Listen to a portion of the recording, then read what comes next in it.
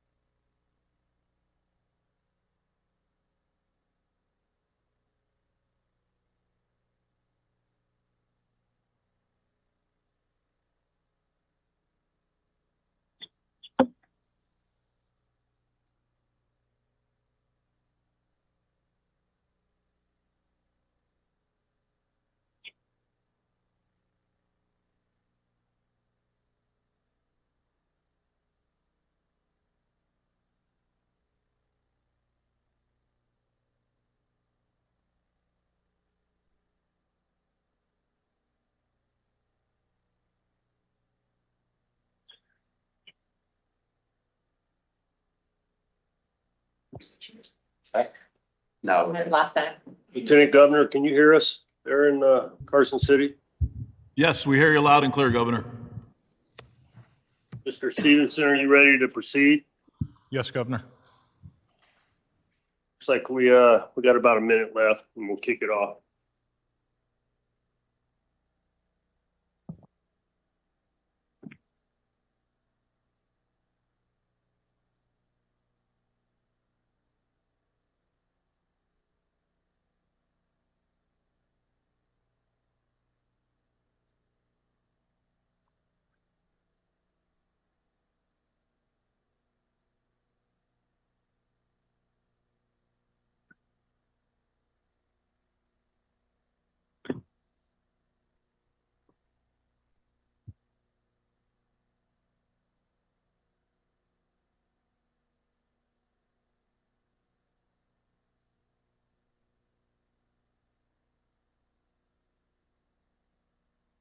All right.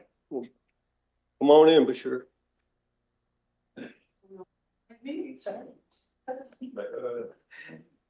Morning, Mr. Governor. Good morning. Good morning. Grab a seat anywhere. Thank you.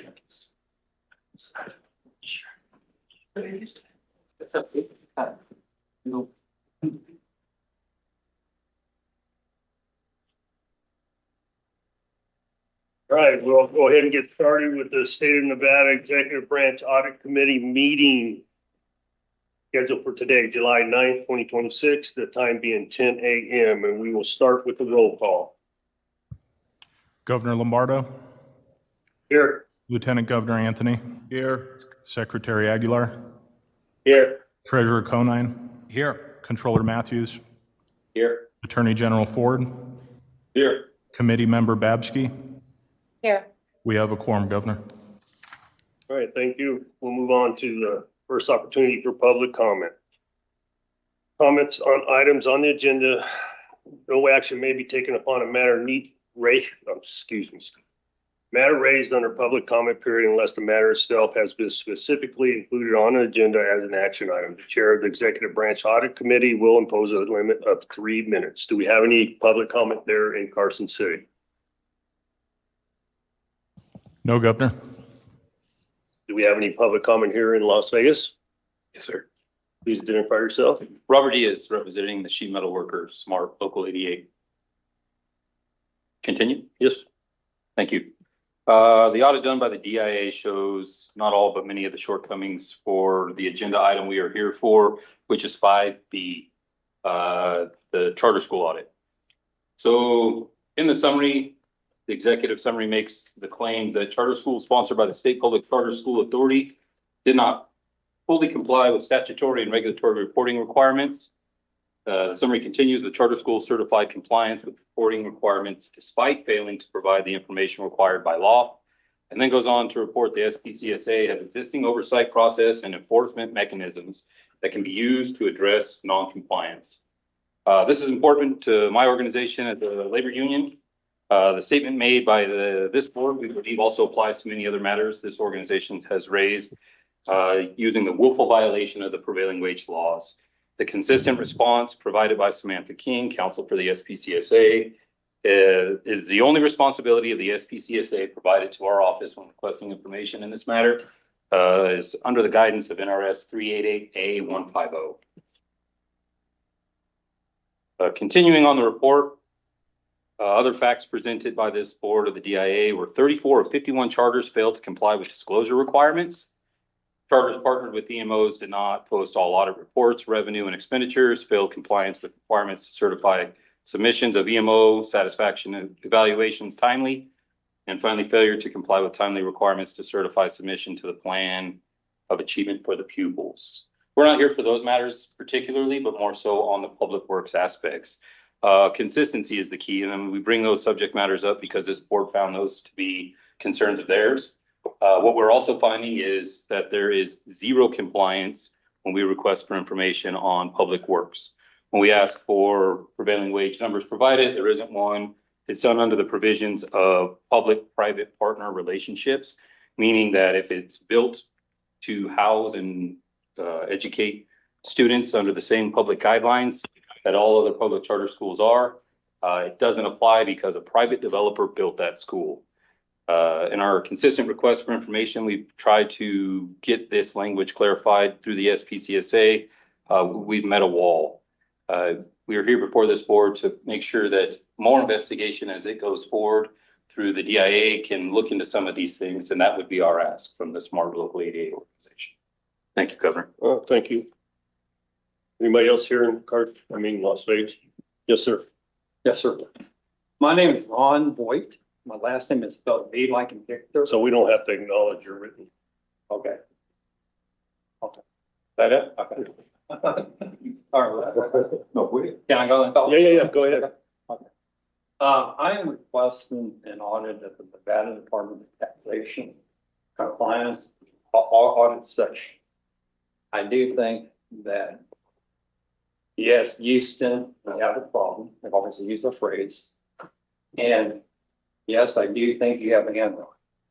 I do think them situations do exist.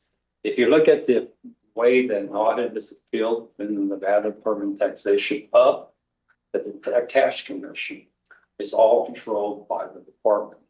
The administrative law judge reports to the executive director of the department. So I don't think a taxpayer can get a feel of a fair hearing review. Sometimes it takes up to 2 years for a taxpayer to get to just that point, which I think if you did an analysis of how often the ALJ rules in favor of the state department, it's almost 100%. So there's 2 years that are wasted there. Then they're going to have to do another 2 years. By that time, penalty and interest have accumulated. Taxpayer may go out of business. So I would like, and if someone asks me why I mentioned Enron, I have personal experience with Enron. I worked for Kenner Morgan. Originally, I worked for the Coastal Corporation. We were a competitor of Enron.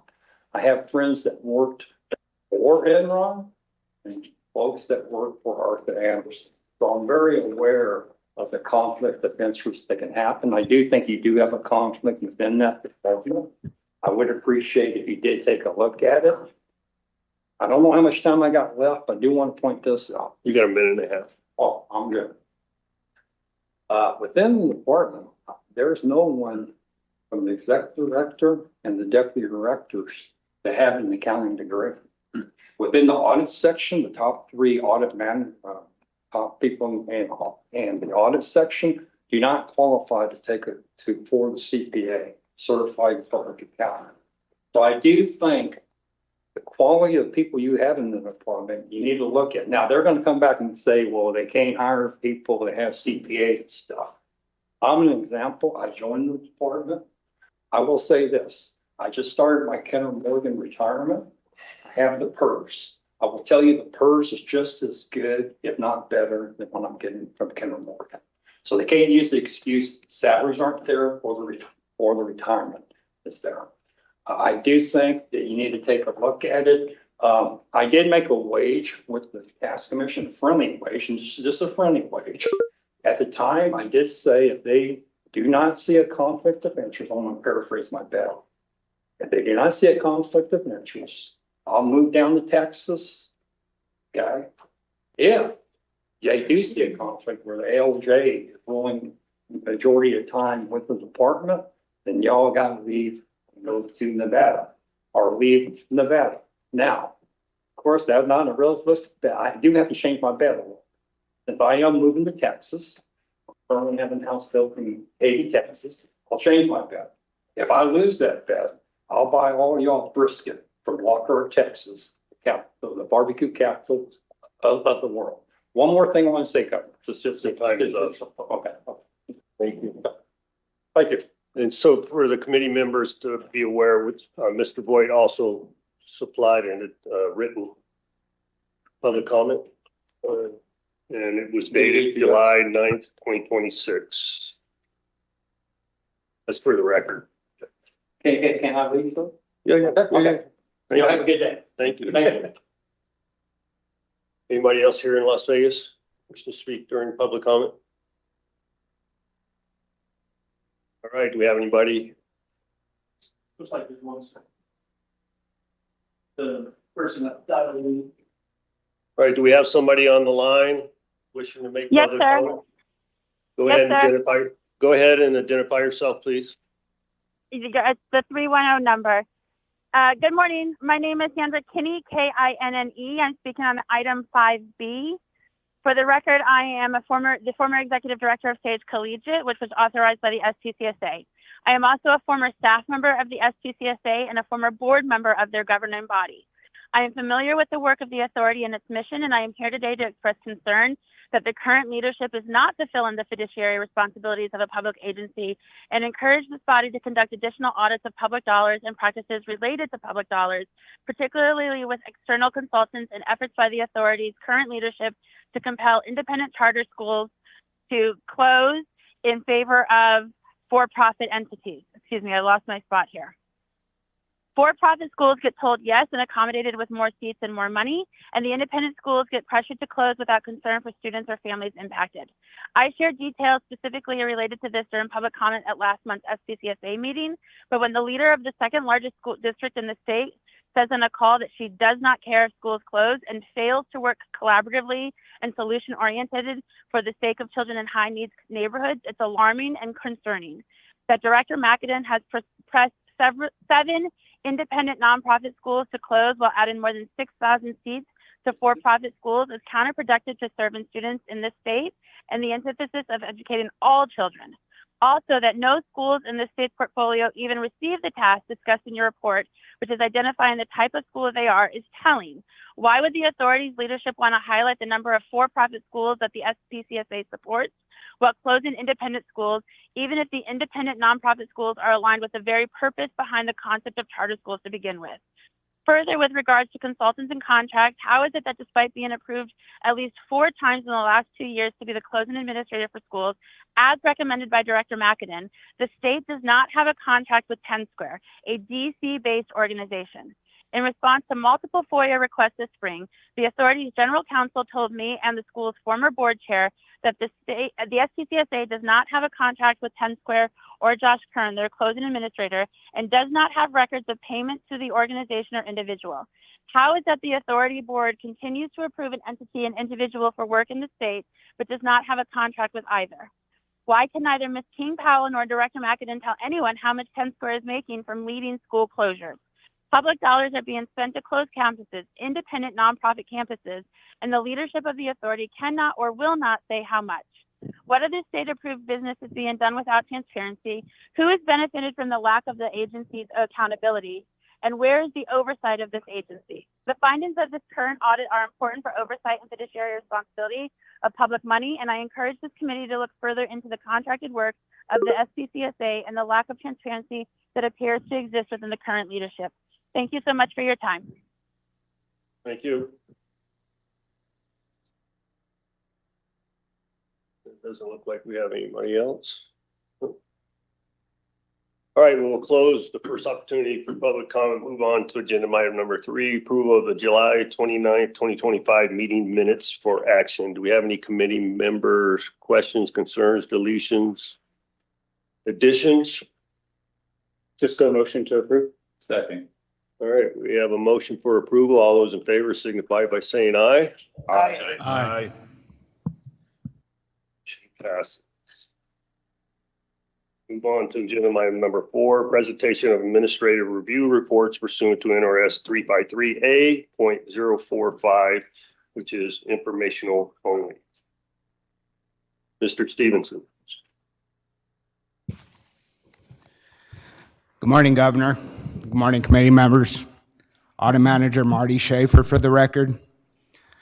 The review focused on the timesheet coding practices of Department of Correction employees at High Desert State Prison with the objective of identifying issues in the payroll process.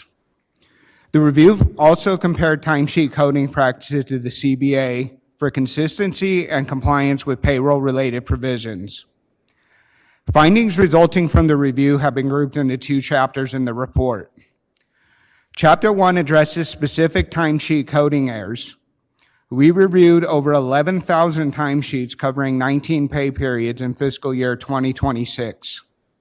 Over 5,000 errors were identified, resulting in both underpayments and overpayments on paychecks. 2,600 timesheets were sent to the department to process payroll adjustments. Timesheets were largely found to be poorly documented, including those not sent for adjustments. Shift times were often missing or indiscernible. Hours coded often did not match the shift times, and eligibility for pay types coded often conflicted with the shift documented. Poorly documented timesheets prevent supervisors and pay clerks from determining whether time is coded correctly. Overtime, for example, is a deviation from a standard shift requiring details of the hours worked. We identified over 800 instances in which time coded for overtime conflicted with information documented in the timesheet. Thousands of other errors highlight deficiencies in both employees' comprehension of time coding and the review and approval process performed by supervisors and pay clerks. Shift differential pay was often coded when it should not be, and missing when it was due to employees. Muster time was often missing from days worked and improperly included on days not worked. Holiday pay coding was frequently inaccurate, showing a clear pattern of confusion among employees. Certain other errors were less prevalent, but nonetheless reflected deficient timesheet coding and review process. For example, correctional officers sometimes work 1 or more overtime shifts in the same pay period as 1 or more unpaid absences, then code the overtime hours as regular time on the days absent. This cumbersome practice of flexing overtime often leads to coding more or less time on a timesheet than actually worked. Last, for Chapter 1, we found that correctional officers persistently coded overtime due to late relief. A corresponding number of officers deducting time for arriving late to the oncoming shifts could not be identified, meaning those arriving late are being paid for time not worked. Because late arrivals are not documented, this issue was not included in the timesheet sent for adjustments, but controls should be implemented to ensure employees are only being paid for time worked.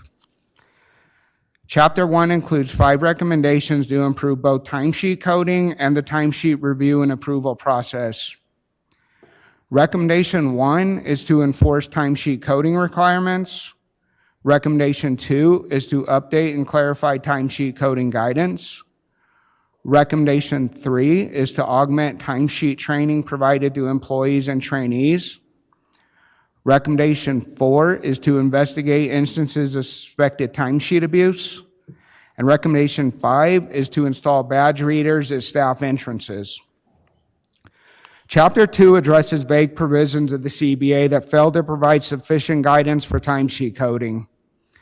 Vague language relying heavily on legal interpretation does not help the employees depending on the agreement terms, nor does it help promote a shared understanding between parties to the agreement.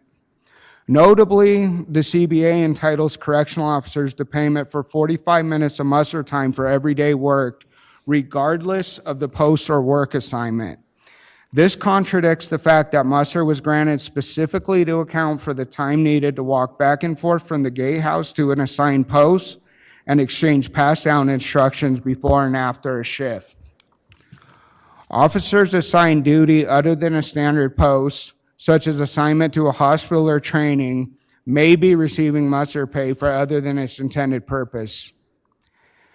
Eligibility for shift differential pay is outlined in the CBAs based on arbitrary shift designations. Simply calling a shift swing shift or graveyard shift renders the shift eligible regardless of the start and end times. This contrasts with other state regulations and CBAs that designate eligibility based upon the specific hours worked.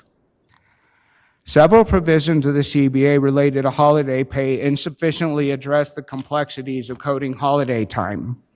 The vague provisions do not fully consider the unique circumstances encountered at a correctional facility where employees are expected to work holidays, and night shift employees will work both partial and multiple shifts within the holiday hours. Missing from the CBA are terms limiting the hours a correctional officer can work in a single pay period. As it stands, officers are allowed to work excessive hours indefinitely, which presents health and safety concerns. Finally, the CBA includes a provision addressing rural pay, but the information provided lacks relevancy and does not specifically outline eligibility for the pay. There are 5 recommendations in Chapter 2 to include language in future CBAs that better facilitate accurate timesheet coding and address safety concerns. Each recommendation will require coordination with DHRM. Recommendation 1 is to negotiate and clarify eligibility for muster pay.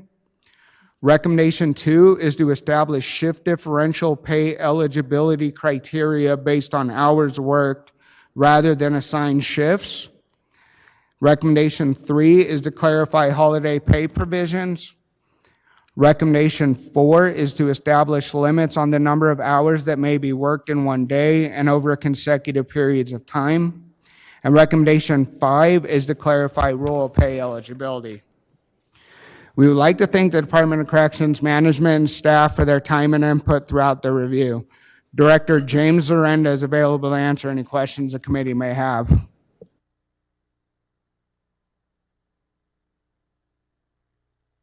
All right, do we have any committee members' questions on 4A? I've got a few questions. Go ahead. For Andy Matthews, to the record, thank you very much for the information. I've got a few questions for you. I'll start on page 8.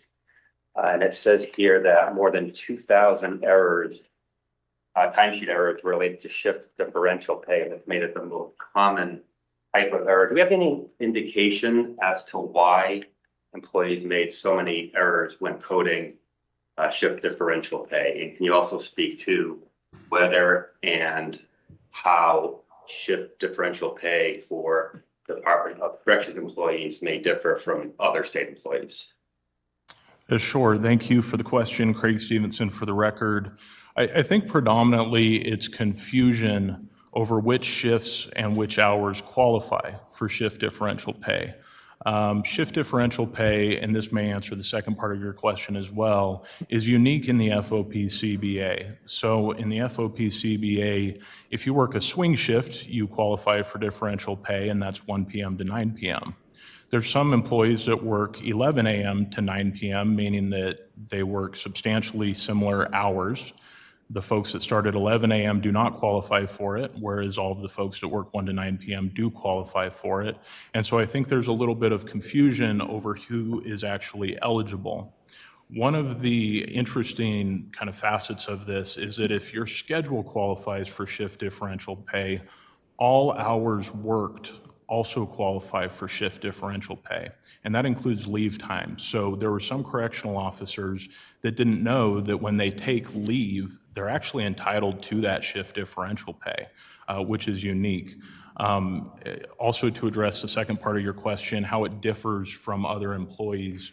So NAC 284 and NRS 284 do govern shift differential pay for classified state employees not covered by a union, and that limits those differential hours to 6 p.m. to 7 a.m., whereas the CBAs give it to them for working a swing, grave, or night shift. So that's kind of the difference there. I'll also point out that AFSCME employees that work at Department of Corrections, that agreement gives them shift differential pay from 6 p.m. to 7 a.m. as well. So it's based on the hours, a time period of hours, rather than the way that the shift is classified or designated as swing shift, grave shift, or night shift. Thank you. Can you? Sure. Thank you, Mr. Stevenson. Jumping to page, I think it's 16, where it discussed this practice of flexing overtime hours to offset AWOL time or unpaid leave. Are employees being overpaid, or do the flex hours sort of offset? And do we have any indication of why employees are engaging in this practice? Thank you for that question, Craig Stevenson. For the record, in brief, those hours offset so long as they correctly wash or offset. So if an employee takes 8 hours of AWOL time on a Monday and comes in on a Friday and works an extra 8-hour shift, those hours will correctly offset. Now, what we found is that sometimes the employees did not correctly summate those hours, and so there were a number of mistakes when trying to wash those hours. Outside of those errors, the hours do correctly offset. So this isn't a financial issue that's costing the state money. I would say that it's more of a concern from a management perspective, because you can't identify how many AWOL hours are being used.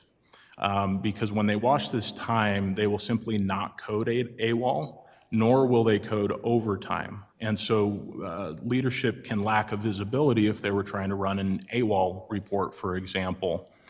The second part of your question is why employees might be doing this.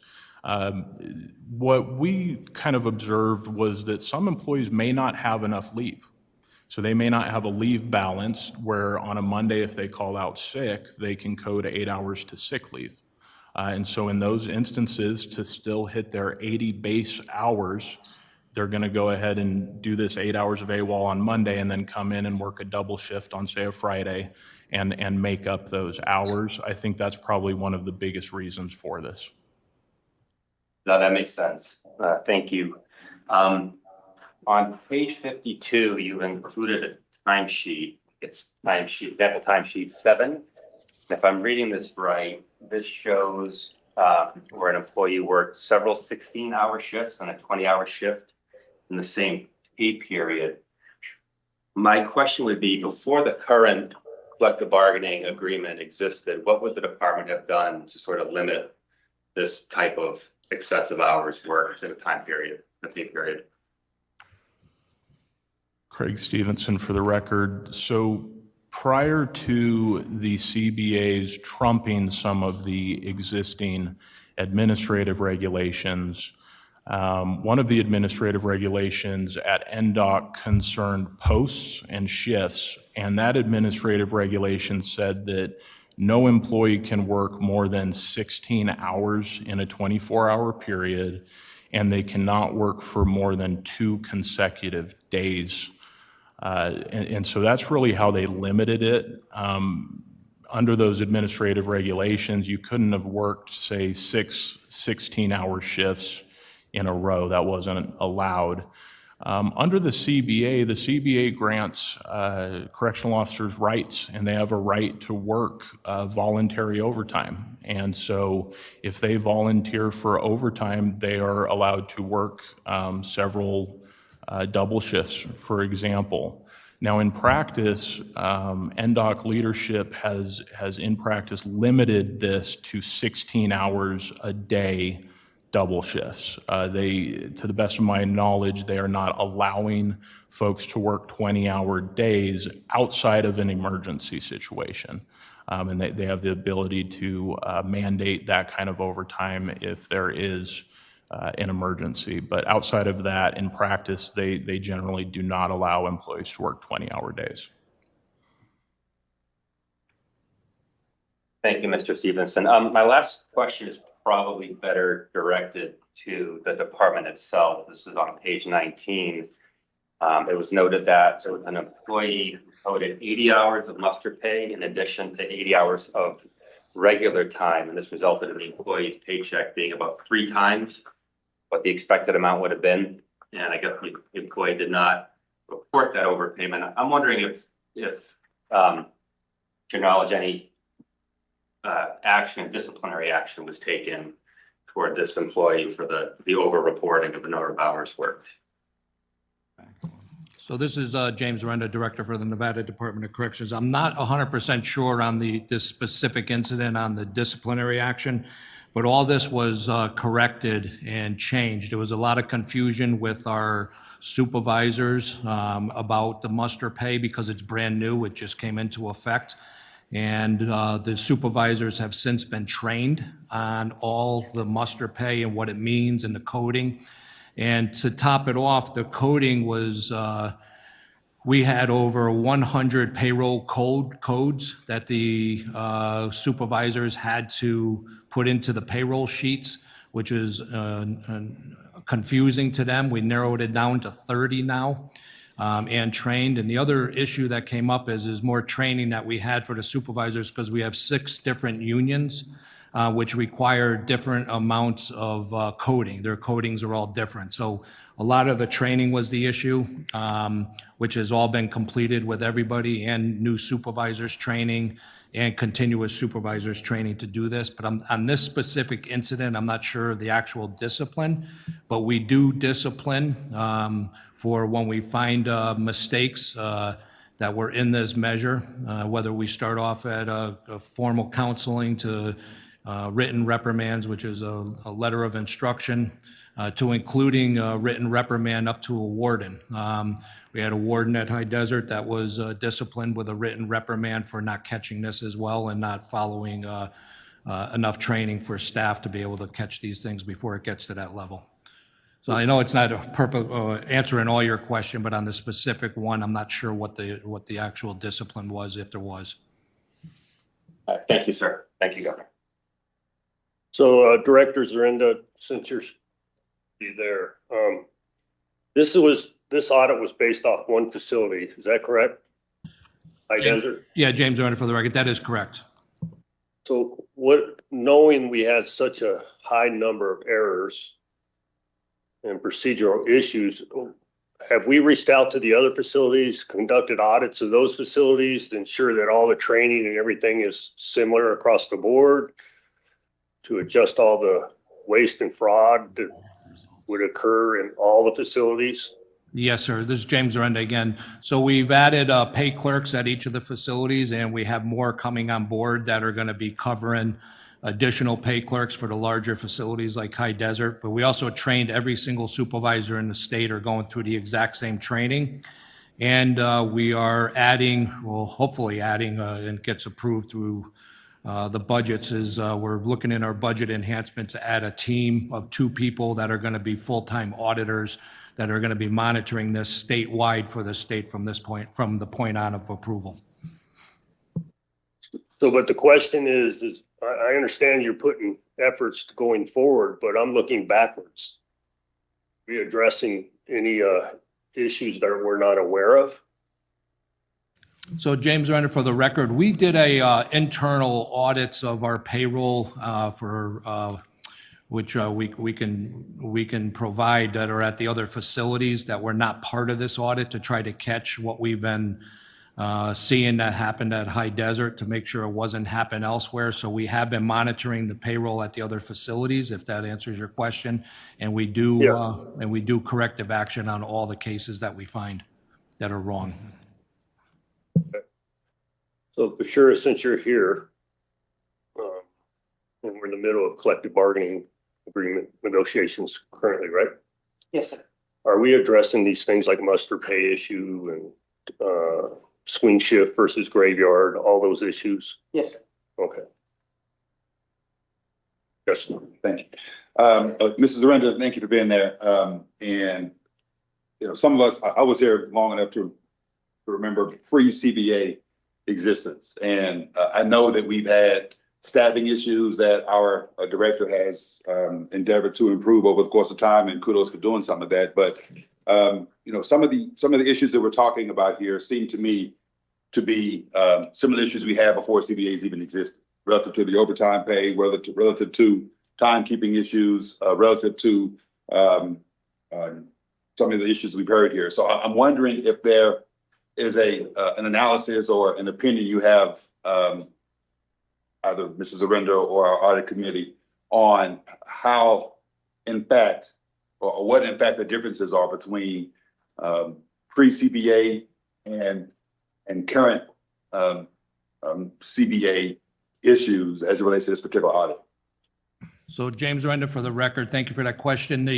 So the problem we have that we face with our supervisors pre-CBA and post is it contradicts a lot of our administrative regulations, some of the rulings, there are negotiations that were approved in the CBA. And when you come up with new procedures, new codes that go under the CBA, the muster pay, all that brings even more confusion of things that have not been issues that we've corrected already in the past that have changed. And again, it's the training piece with our supervisors was a key role to try to help them understand these changes that happened that were not in existence prior to the CBA. But historically, we've been always very low staffed, understaffed. Like was mentioned in the South, we are pretty much fully staffed, and audits showed us and other improvements that we need to add additional staff. And all these staff improvements and additions are more oversight and more eyes to be looking on things like this that should be helpful for corrections in the future, if that helps with your answer. It does at some level. I just recall sitting in the legislature hearing about vast overtime payment necessities before we had CBAs for collective bargaining at the state level. And so it's not surprising to me that even post CBA existence, you're still having overtime issues. They sound like similar issues to me, not one that is because of CBAs. Am I right about that? James Rutherford, you are correct. There's some that were related to the CBA, but some of this is not anything to do with the CBA, with the overtime and the understaffing and the issues and reasons for the post not being filled. Question to the auditor. May I continue? Question to the auditor relative to the work hour differential stuff you were talking about. You used phraseologies like swing shift. I think you said night shift, and you compared it to other collective bargaining agreements that have hours from 6 p.m. to 7 a.m. Actually, this is to both you and Mrs. Aranda. Might there be, or is there a necessity for a difference in the ways in which NDOC classifies its work schedule based on, for example, the staffing shortages that we have, the absolute need for 24-hour workers at a correctional institution, as opposed to other state workers who may not have the exact same form of responsibilities. Can you speak to that a little bit? I'm just trying to understand why we might have, different phraseologies and timeframes for the shift differential stuff that you talked about. Sure, James Renda for the record, and some of this is still being negotiated in the CBA for shifts, scheduled shifts. But a place like High Desert High Desert State Prison, where they did the audit, there's actually 3 different shifts. We have staff that work 8-hour shifts, we have staff that work 10-hour shifts, and we have staff that work 12-hour shifts, depending on where they work and what type of post they're actually covering, which confuses the payroll even more. But that's all being looked at in CBA right now for negotiations to try to determine if we're going to go with one shift or change a shift. But right now, there's actually 3 different shifts, which is different from any other agency in the state. Which begs the question that I'm asking: why do we have?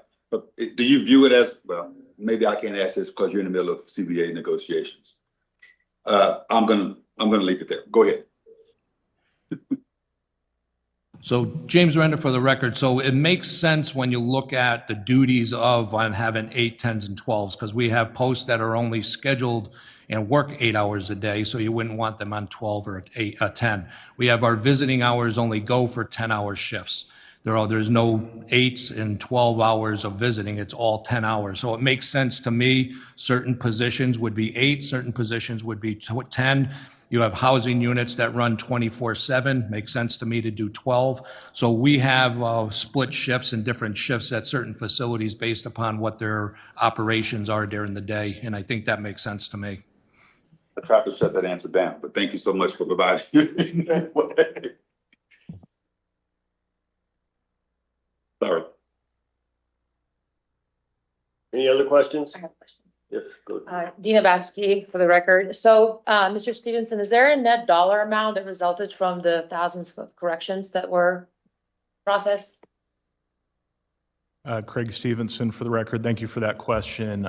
In short, no, we do not know the net dollar amount. The longer answer to that question is that we are working with the Governor's Finance Office and the Core NV team to try and get a net dollar amount of pay adjustments.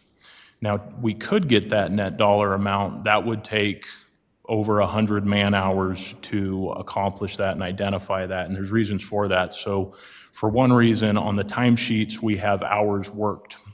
We do not have a corresponding pay amount. We would need that corresponding pay amount. Now, the Core NV system has that corresponding pay amount, as does HR Data Warehouse and other software that can run those reports.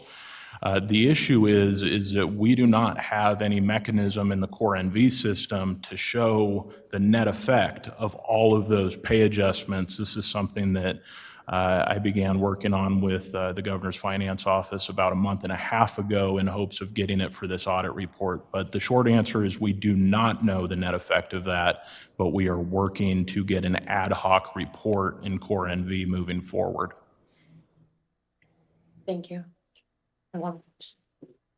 So I see that most of the solutions how to address this in the future rely on like supervisory oversight and goes as far as hiring 2 more additional auditors to do that. Is there a way to address it or automate it through your HR management system, at least simple things like the muster pay that could be associated with the hours and limited, so it's not reported the way it has been on some of these timesheets? Craig Stevenson for the record, absolutely. I think that that's where the solution is specifically for muster pay, but also for other things like shift differential pay. So if you could add into the new HR module a method of, say, capping muster pay at 45 minutes per day, that would be phenomenal. That would prevent a lot of errors from being made. You may have noted that one officer that was mentioned, one employee, I should say, that was mentioned earlier, coded 80 hours of muster pay during a pay period, which is an incredible amount of muster time. And so if we had that control built in, then it would prevent that. It may also be that we could get a control over shift differential pay, where it knows what shift you're assigned to, and it could limit you from claiming shift differential pay when you're working hours that don't for which you are not eligible on that shift. And so that is the hope with the Core NV system moving forward. I cannot speak to whether that will in fact be part of the Core NV system. I know that they are launching an HR module. Thank you. Thank you, Governor. Follow up to that real quick. Sure. Yeah, on the Core NV thing, I know that we've had some extensive, intensive trainings for our HR personnel and fiscal personnel over the course of the last, I would say, few months. Are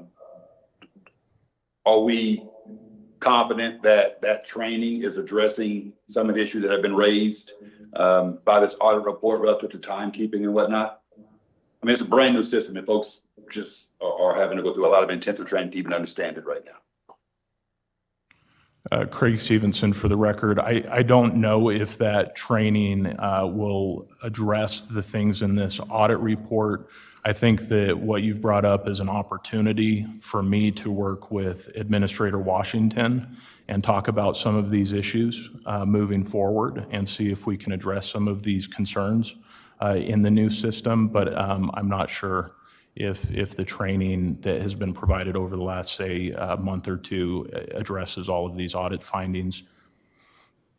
And I won't purport to try to dictate what the training looks like. I know that it's taking up substantial time already, right now, and folks are having a hard time getting other components of their jobs done.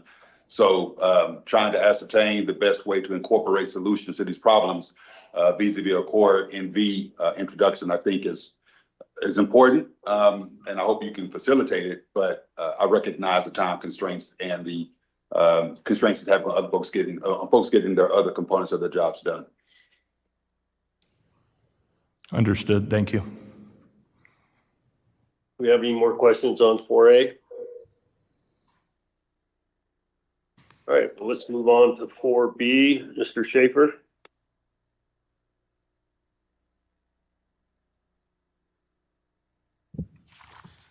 Thank you, Governor.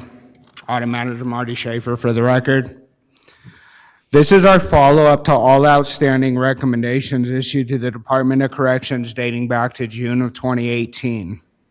14 recommendations from 5 DIA audit reports were outstanding as of our July 2025 committee meeting. I'm pleased to report the department has made progress implementing the recommendations. 7 recommendations are now fully implemented and will no longer require follow-up. The remaining 7 recommendations have been partially implemented. Recommendation 1 from DIA Report 20-04 was to establish performance measures for mental health services. The department has drafted performance measures for inclusion in the biennial executive budget to be released in January of 2027, at which time the department anticipates full implementation. Recommendation 1 from DIA Report 21-03 was to increase oversight of the Offender Store Fund. A monthly profit loss report is being submitted to the Deputy Director of Social Services, partially fulfilling the intent of the recommendation. The department will reattempt the public rulemaking process to revise the administrative regulation for the offender store system after an initial attempt to do so was not completed within the time frame mandated by NRS 233B. Full implementation is dependent upon successful completion of the administrative rulemaking process to officially revise the regulation. Recommendation 4 from DIA Report 21-03 was to improve oversight over personnel and payroll practices. Internal controls were improved and written procedures were better aligned with payroll practices. 4 vacant facility-level payroll positions were reallocated to central administration to better support payroll processing. 2 of those positions have been filled. The department is also pursuing approval of an administrative service officer within central payroll, which will be requested at the next interim finance committee meeting. Full implementation is dependent upon successful recruitment efforts to fill the vacant positions. Full implementation of this recommendation will also satisfy Recommendation 1 from DIA Report 25-04, which was to strengthen oversight of personnel and payroll practices. Recommendation 1 from DIA Report 22-05 was to develop the Offender Store Fund markup limits and incorporate methodology into legislatively approved regulations. The markup on all personal hygiene products was eliminated in practice.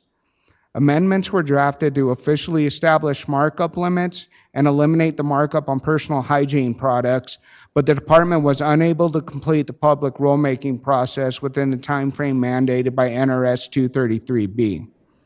Full implementation is dependent upon successful completion of the administrative rulemaking process to officially revise the regulations. Recommendation 3 from DIA Report 22-05 was to improve administrative accountability to reduce use of state resources. Standby pay and state vehicle use are now subject to a continuous review for adherence to policies, but overtime continues to be a challenge. The department intends on requesting additional positions in response to the Correctional Consulting Services Staffing Study completed in June of 2025. Assuming the legislature approves new positions, the department anticipates implementing this recommendation over the next 3 biennia. Recommendation 2 from DIA Report 25-04 was to address root causes of facility-level overtime variability. The department has taken several steps to address overtime issues across facilities, such as participating in statewide hiring events, requiring warden approval of overtime, and enhancing the scheduling process to optimize staff allocation and reduce reliance on overtime. Full implementation is dependent upon reaching adequate staffing levels, which will occur over the next 3 biennia as new positions are requested and filled. We would like to thank the Department of Corrections management and staff for their assistance in preparing our report. Director James Zarenda is available to answer any questions the committee may have. We have any committee member questions?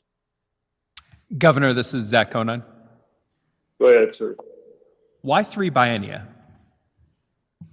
So this is James Renda for the record. So I was the one that determined it over 3 biennial more because cost of factor is looking at probably a little over $100 million. But I thought that it would be most important to concentrate on the first biennium is the facility where the overtime really is the biggest issue, which is High Desert State Prison, where we are lacking the positions, and which both the auditors that came in, studies that came in from Falcon and CCS both gave us their recommendations to bring it up to level for staff safety and overtime.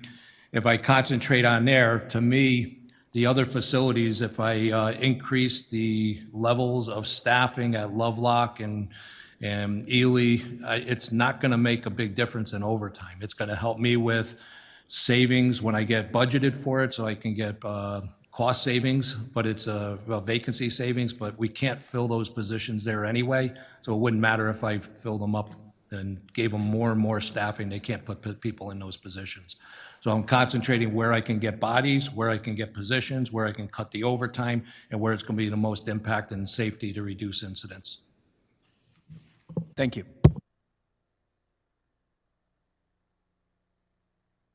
Any other questions? All right, we'll close agenda item 4B. And we'll move on to agenda item number 5, presentation of audit reports pursuant to NRS 353A-085. And we'll start with 5A. Mr. Stevenson.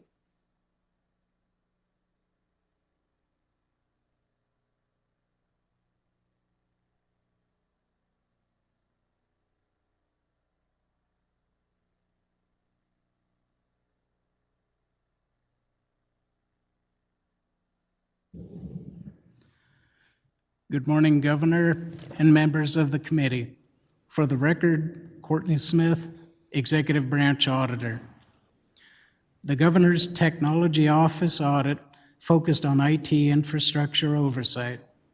The audit objective was to develop recommendations to improve IT security, management, and oversight. First, we recommend GTO collaborate with federal agencies to proactively test IT systems and strengthen cybersecurity practices. Partnering with the Cybersecurity Infrastructure and Security Agency will add no-cost, external, and independent cybersecurity testing. This will help GTO identify and address weaknesses before they can affect state IT systems and align state practices with federal guidance and authoritative best practices. Second, we recommend GTO coordinate with the IT Advisory Board to evaluate the IT review threshold set in statute and submit a bill draft request to lower the threshold if advised. IT procurements valued below the statutory threshold or not correctly identified as IT purchases can enter the state environment without GTO's technical review. A lower threshold would reduce the risk of unreviewed technology, including low-cost and no-cost applications from entering state systems. Third, we recommend GTO revise and enforce the software inventory policy, compile and analyze inventory, and coordinate with the purchasing division to lower software acquisition costs. Agencies are required to maintain annual software inventories, but GTO does not receive the inventories, and the requirement has not been consistently enforced. Without a statewide software inventory, GTO cannot identify all unauthorized, unsupported, or duplicative software used by executive branch agencies. A standardized annual process would help GTO and the purchasing division pursue enterprise licensing and coordinated purchasing, while also providing the state controller's office with information required for GASB 96 compliance. Our final recommendation is for GTO to request funding for information security training positions. GTO does not have dedicated training staff responsible for information security training. Training responsibilities are performed instead as secondary duties by IT professionals. A DIA survey found that other Western states centralize IT and cybersecurity training to provide agencies with consistent guidance and support. Dedicated training resources would provide agencies with more consistent guidance on statewide cybersecurity requirements and allow GTO's technical staff to focus on their primary duties. We would like to thank GTO management and staff for their time and input throughout the audit.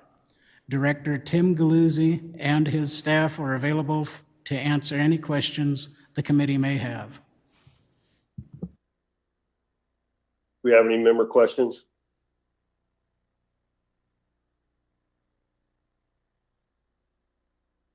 All right, hearing and seeing none, we'll move on to agenda item 5B.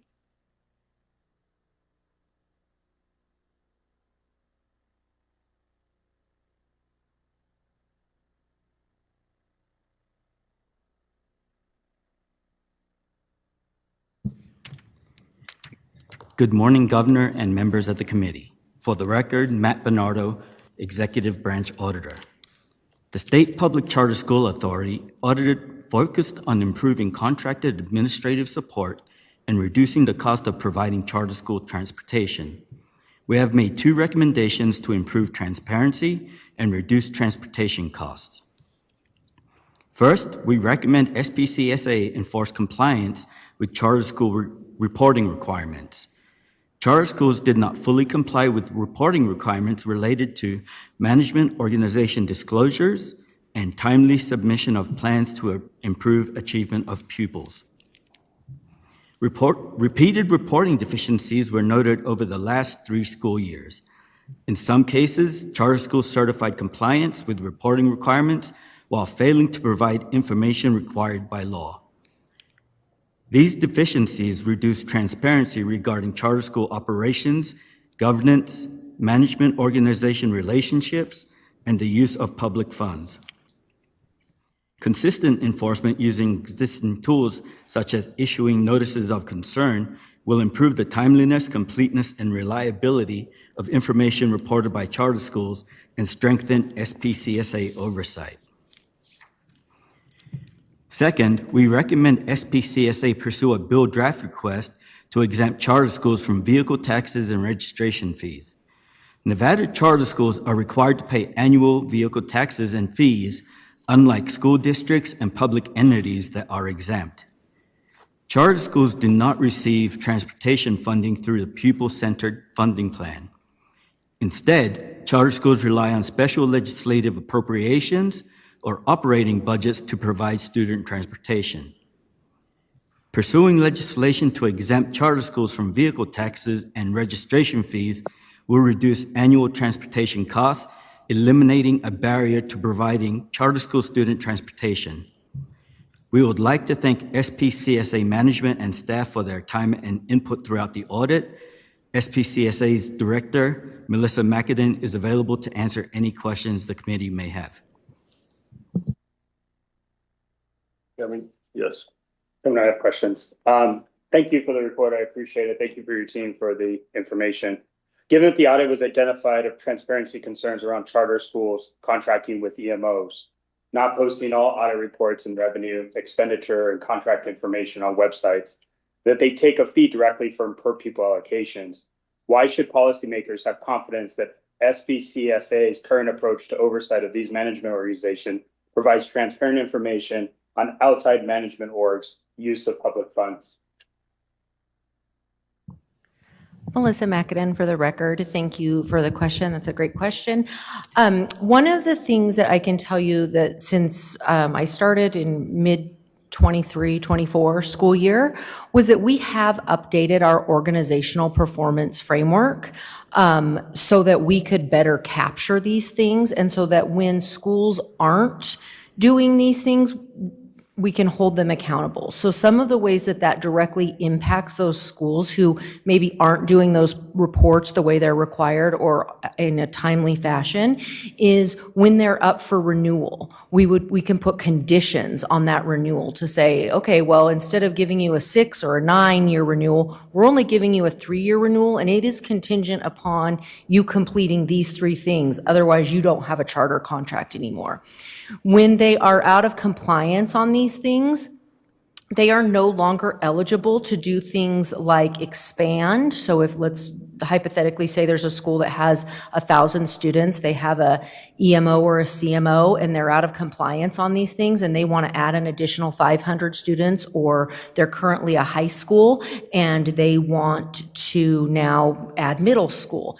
If they're not up to date and they're not doing these things correctly, that's when we as the authorizer step in and say, no, you're not going to be allowed to expand. You're not going to be allowed to grow. You're not going to have a 6-year charter term. So you really see it on the amendment side, the growth side, and the renewal side of where we, follow through on these and come down on any operators who aren't doing what they should. That's all right. Follow-up question. Sure. For the record. So none of the expansion charters that have been given over the last 3 years, this seems to be an issue that's been going on for 3 years. Have any of those schools in violation of this been granted an expansion charter or an amendment? Melissa McAdin for the record. I wouldn't say that we could say that these issues haven't been going on for 3 years. I think that more than 3 years. I think that was sort of the scope of the audit, or those were the years they looked at. I can't speak to, what was going on before that. They may or may not have been the same issues. Yeah.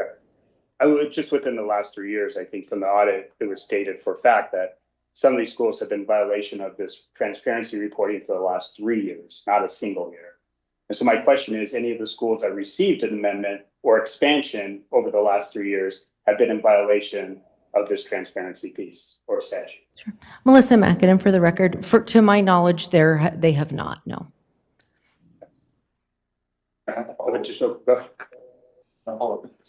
Sure. Yeah, thank you. I'm going to obviously defer to Secretary as the expert on charter school stuff, but I do have a question about the EMOs. He read my mind on the question there. The punishment, for lack of a better term, of the EMOs who violate the transparency component is prospective relative to not being able to get new charter schools or expand in a way that they'd like. But that seems to me to be probably insufficient. Do you need additional enforcement authority at the time of a violation in order to be able to hold these EMOs accountable who are not fulfilling their responsibilities on the transparency side of things?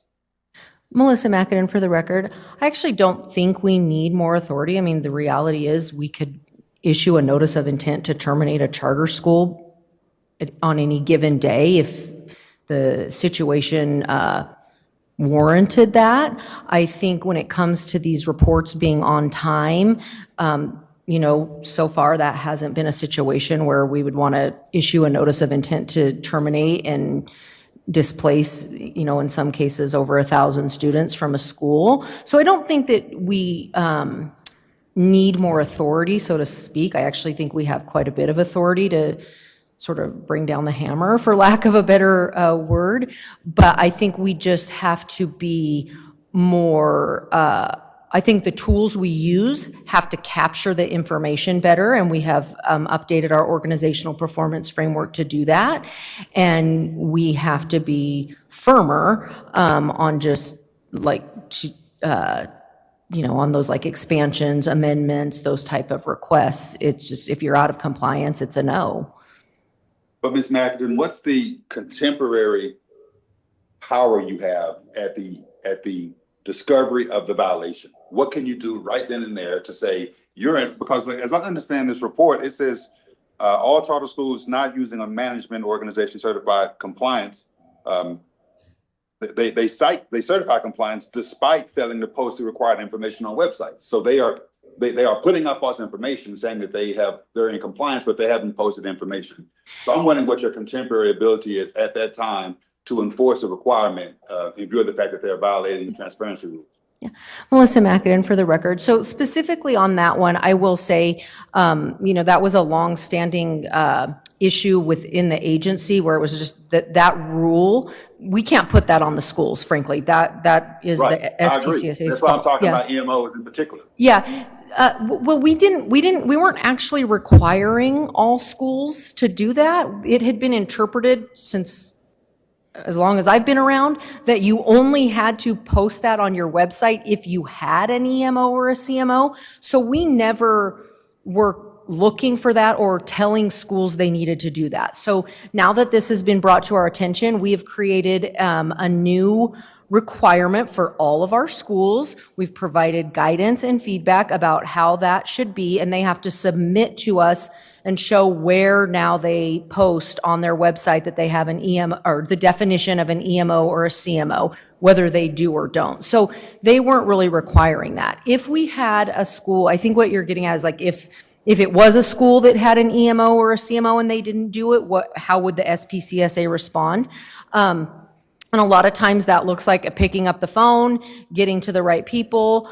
We try to start with the school leader. We then escalate it up to the management organization and the school leader, and then the school board management leader, and management organization, board chair, and school leader. So we just have an internal process of like escalating it. Generally, once you reach out to them, they will submit them. Again, we want them to be on time, and I think we've seen a really marked improvement on time submissions since I've been here. But it's absolutely a part of our internal plan to improve on this, and we have seen huge improvements, but there's work to be done for sure. Thank you for the response. Governor, additional. Yes, sir. Does the SPCSA track the number of notices of concern, breach, or other interventions that have been issued, broken down by independent schools, EMOs, and CMOs? Melissa McAdoo for the record. We don't have it broken down, but we easily could. We have all the historical records. We could easily do that. Do you think there's a differential between independent schools versus EMOs and CMOs? I would hesitate to guess off the top of my head. We have some really, really strong independent schools. We have some really, really strong EMO schools.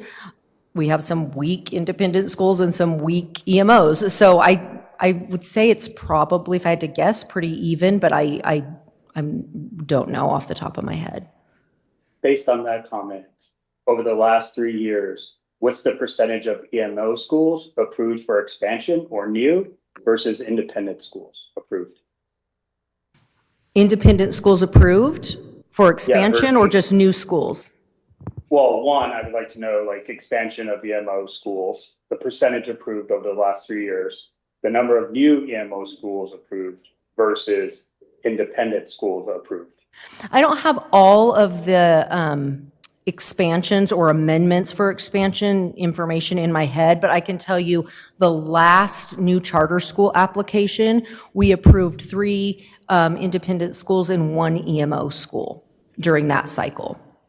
And then on that breakdown, what where are those schools being approved? Urban versus urban core, Yeah. which tends to serve our more vulnerable communities versus suburban schools and the number of students. Do you think that's proportionately equal or is it disproportionate in its approval? I think Melissa Mackinnon for the record, I think last year was sort of an anomaly. The majority of our schools, over 80% of them, are in Clark County. Last cycle, we approved a school in Pahrump.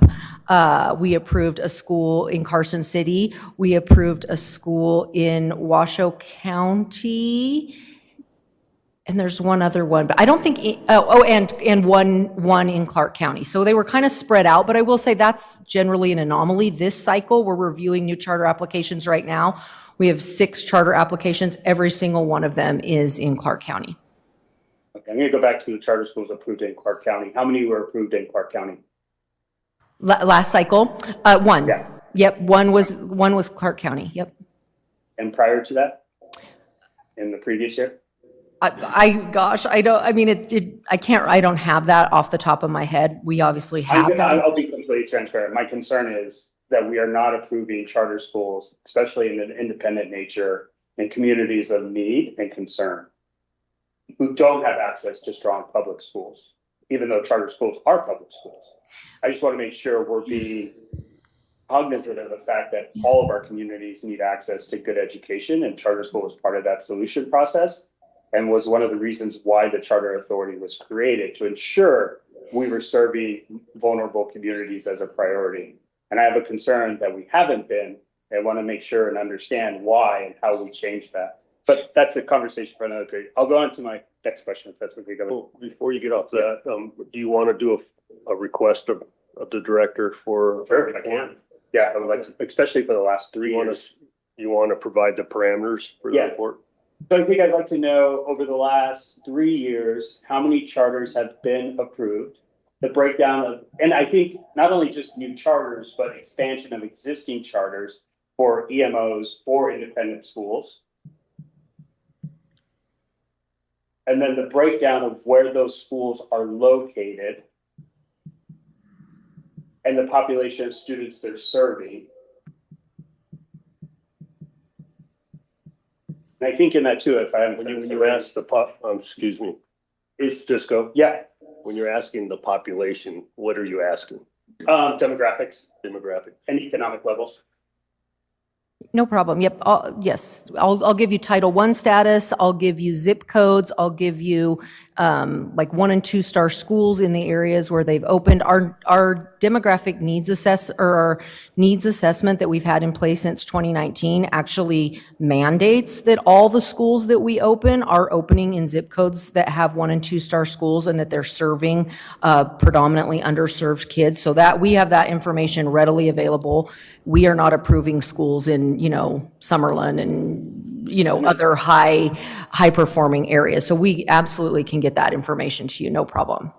Okay, and then over the last 3 years, how many charter expansions were approved for EMOs? And then how many independent schools were approved at the same time? That Got makes it. sense? Yep. Okay, all right. And then my last question on this topic, and then I'll go to recommendation 2, is how does the SBEC determine when a concern becomes a technical assistance action versus an enforcement action?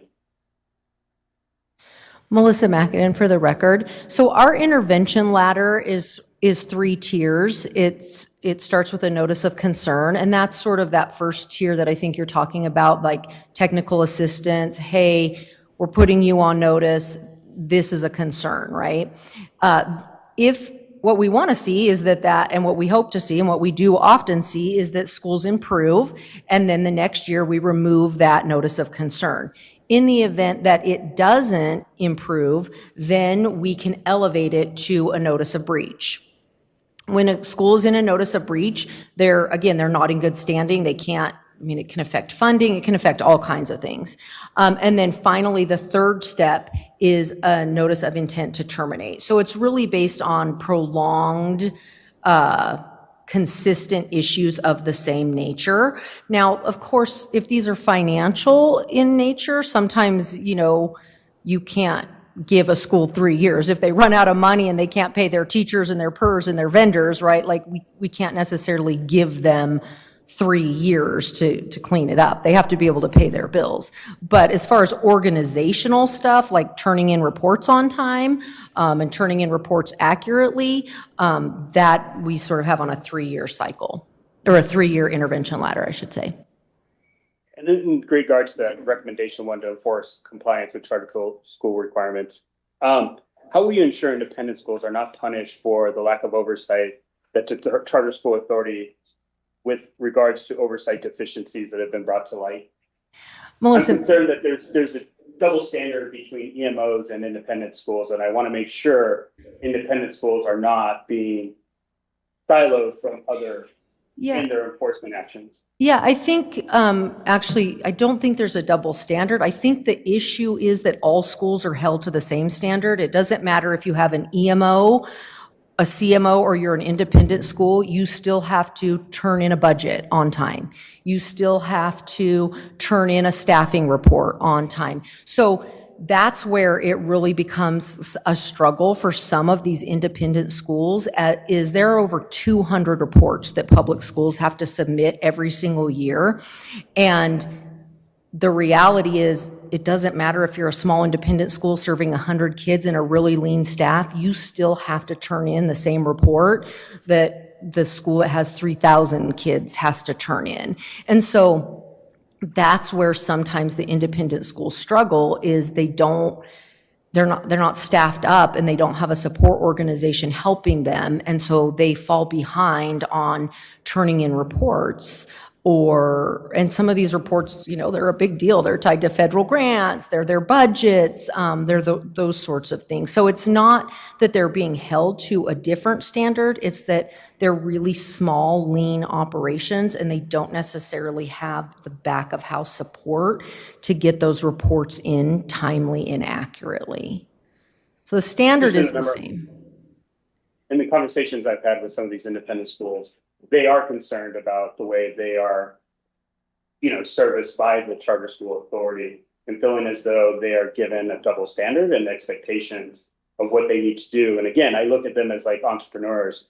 They are doing something we need them to do in this community, and to not give them the resources, be afraid to come to you and ask for help for fear of retaliation. I just want to I'm not asking you to defend or state, but I'm just saying the perception out there and the number of conversations I've had with school leaders has definitely raised this issue of concern. And I wish more of them were here today to kind of address those challenges or issues. So, and then my last question, it goes to where do you stand on the prevailing wage issue, as we heard earlier today? Sure. Melissa McAdam for the record. The SPCSA is not aware of any schools that own their buildings that are not paying prevailing wage. When schools own their buildings, they are paying prevailing wage. When schools come to us and say, hey, we're going to buy our building, and we sign off on that, we give them a letter that says, okay, you own your building. These are the statutes you now have to follow regarding bidding and prevailing wage. And we don't know of any cases where schools that own their buildings are not paying prevailing wage. Absolutely, without a question, if a charter school owns its building, they must pay prevailing wage. So we're disincentivizing charter schools and independent schools to own their building then, because if they go out and lease it, they don't have to be subject to prevailing wage?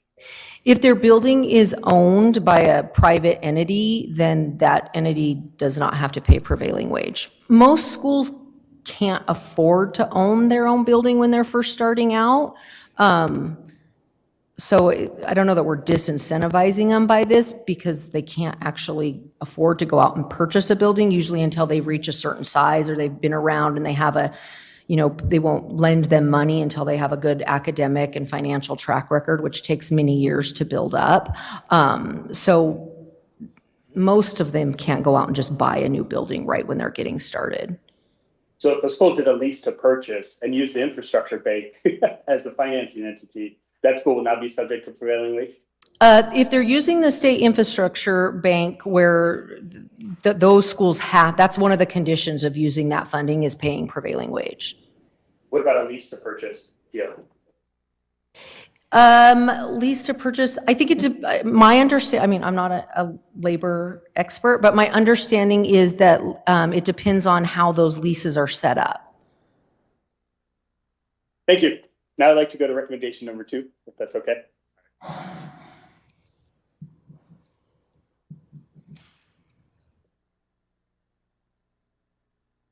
So we know that CCSD buses aren't required to pay, they get exempt plates, which means they don't have to pay the current registration fees at schools. I understand some of the smaller schools, less than 1,000 students can afford the transportation, and they only get $481 per student enrolled. The recommendation is for a BDR to happen. I just wonder, like, charter schools are already considered public schools.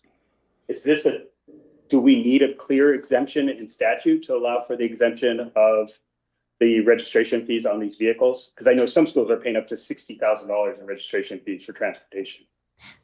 And one of the challenges of getting students enrolled in charter schools is transportation. And so that limits the ability for people to get there. Melissa Mackinnon for the record. Absolutely, transportation is a major barrier to entry to charter schools for many, many families. Unfortunately, we do need a statute because our schools are having to pay this despite, going to the DMV and making arguments but we're public schools, right? That's what we haven't been able to get anywhere. So we do actually need to just add that. I think the way it's worded now in this statute, it says school districts instead of public schools. And so it's just this weird little nuance that we do need to clean up to make them exempt. But I agree with you. It's crazy because they're not even getting as much funding as traditional districts to do this work. So but I will say, working really great with the DMV. We're in a great partnership with them to get that bill pushed through this session, and hoping to see that come to fruition for sure. And the charter school authority is not classified as a school district? I'm sorry, I didn't catch that. The charter authority is not classified as a school district? It's not. We're a local education agency, but we're not a school district. And am I clear to an understanding that religious schools are also exempt from registration fees? Melissa Mackinnon for the record, I cannot speak to religious schools and if they're exempt or not. I don't know. Thank you. I appreciate it. Those are all my questions. You sure? I could go on, but I think you all will cut me off. Do we have any other committee member questions on 5B? If not, we'll close that item and move on. All right, let's go to agenda item number 6, presentation of 6-month follow-up status report pursuant to NRS 353A-090, informational only. We'll start with 6A, Department of Transportation.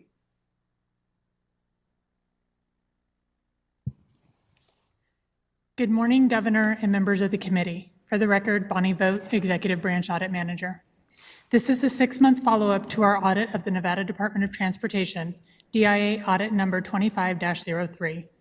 We reviewed the actions taken to address the 3 recommendations in our report. Recommendation 1, to increase oversight of contracting activities and other key processes, is partially implemented.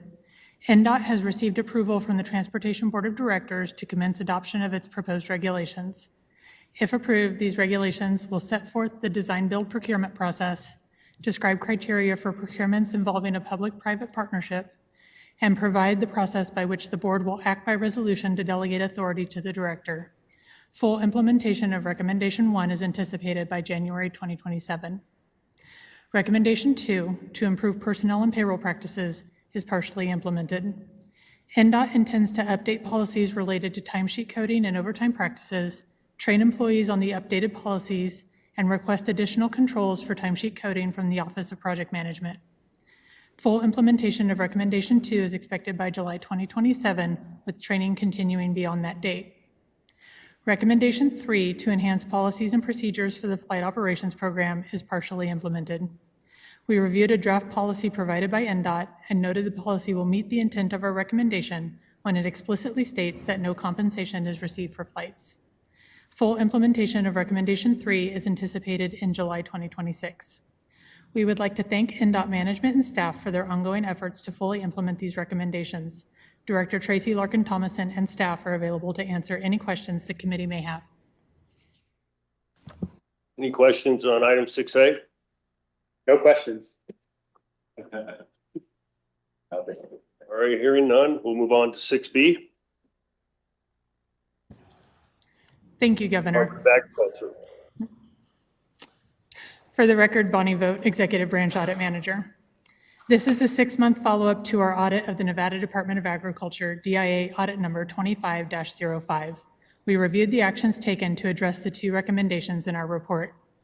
Recommendation 1, to assess nutrition program operations for compliance with updated requirements and alignment with legislative intent, is partially implemented. NDA is conducting a formal review of the state and federal authorities applicable to the administration and operations of the Food and Nutrition Division. NDA continues to monitor both proposed and enacted changes within the federal statutory framework and will request clarification from USDA Food and Nutrition Services staff regarding any issues that could cause noncompliance. This review is expected to be completed in time to submit any necessary bill draft requests for the upcoming legislative session. Full implementation of Recommendation 1 is expected by June 2027. Recommendation 2, to recalculate shipping fees and submit for USDA approval, is partially implemented. NDA reports it is currently working to provide more accurate cost data and has prepared a work program to segregate food distribution costs, which will assist in determining whether schools are charging an appropriate shipping fee for foods distributed through the USDA Foods in Schools program. If fees changes are required, NDA will apply for USDA approval and develop communication and implementation plans for the new fees. Full implementation of Recommendation 2 is anticipated by the start of the 2026-27 school year. We would like to thank NDA management and staff for their work to fully implement these recommendations. Administrator Kathy Balkin and Deputy Administrator Brittany Malley are available to answer any questions the committee may have. Do we have any questions on item 6B? All right, hearing none, thank you. We'll move on to addendum item number 7, presentation of annual follow-up status reports pursuant to NRS 353A045, informational only. We'll start with 7A, Division of Human Resources Management. Good morning, Governor and committee members. Emily Kidd, Audit Manager for the record. This is our annual follow-up to the audit of the Department of Administration, Division of Human Resource Management, collective bargaining agreements. DIA report number 25-01 focused on improving oversight and tracking of collective bargaining agreement, special pay and benefits to ensure consistency and compliance. There were 3 recommendations. 2 are fully implemented and 1 is partially implemented. Recommendation 1, to standardize and clarify CBA language, has been partially implemented. DHRM's Labor Relations Unit conducted a review to consolidate and streamline agreement language. Standardization does remain limited due to the bargaining process. While some variation is expected due to the negotiation process, we noted that commonly referenced provisions, such as citations to the NAC, were not standardized across all CBAs. Recommendation 2, to develop a database to track and monitor CBA pay and benefit provisions and covered positions, is fully implemented. DHRM has developed a tracking system and custom reports to enhance the efficiency of the tracking. Recommendation 3, to provide guidance and tools to track and monitor CBAs prior to implementation, is also fully implemented. The Labor Relations Unit has developed standardized forms and guidance that are responsive to department and employee needs. We would like to thank DHRM for their time and input throughout the audit. Administrator Bashira Washington is available to answer any questions the committee may have. Do we have any questions? No questions. Thank you. All right, we'll move on to 7B, the Nevada Department of Veterans Services. Thank you, Governor. Emily Kidd, Audit Manager for the record. This is our annual audit follow-up to the Nevada Department of Veterans Services DIA report number 25-02. This audit focused on the operations of the Southern Nevada State Veterans Home. The remaining 2 recommendations that were outstanding at our 6-month follow-up are now fully implemented. Recommendation 3, to record accounts receivable in accordance with generally accepted accounting principles, has been fully implemented. In coordination with the State Controller's Office, NDVS was issued a policy exemption regarding accounts receivable processes. Their procedures are now compliant with the intent of the recommendation. Recommendation 5, to submit the Medicaid application at the start of the admission process and train staff on updated admission processes, has also been fully implemented. NDVS has improved procedures for applications and related Medicaid information. We would like to thank NDVS management and staff for their time and input throughout the audit and follow-up process. NDVS finance staff, Kate Baltazar Dodge and Jacob Clodfelter, are available here to answer any questions that you might have. Do you have any questions?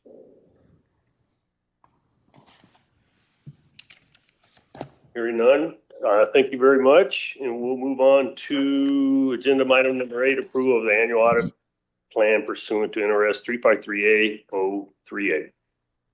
This is an action item. Thank you, Governor. Craig Stevenson for the record. Tab 8 is the Division of Internal Audit's fiscal year 2027 audit plan, which is being presented for committee approval pursuant to statute. All audits on this plan were previously approved by the committee. The first 3 audits listed, which are highlighted in green, will be presented at the next audit committee meeting scheduled for February 2027. The plan also shows additional audits scheduled, which will be presented in October 2027 and February 2028. Page 2 of the annual audit plan removes audits previously requested by the Division of Internal Audits in 2021 or earlier. None of the audits being removed from the plan were requested by committee members. Approval of the audit plan is an action item, and I am requesting the committee's approval of the annual audit plan as presented. I'm happy to answer any questions the committee may have. All right, do we have any questions? Hearing none, I'll entertain a motion for approval. Andy Matthews, I'll move for approval of the annual audit plan as presented. We have a second? Second, Cisco. All right, we have a motion for approval. All those in favor signify by saying aye. Aye. Aye. Motion passes. Subsequently, we move on to agenda item number 9, approval of the annual report pursuant to NRS 353A-065 for action. Thank you, Governor. Craig Stevenson for the record. Tab 9 is the Division of Internal Audit's 2025 annual report, which is being presented for committee approval pursuant to statute. As in prior years, the annual report provides an overview of the division's organization, activities, and accomplishments.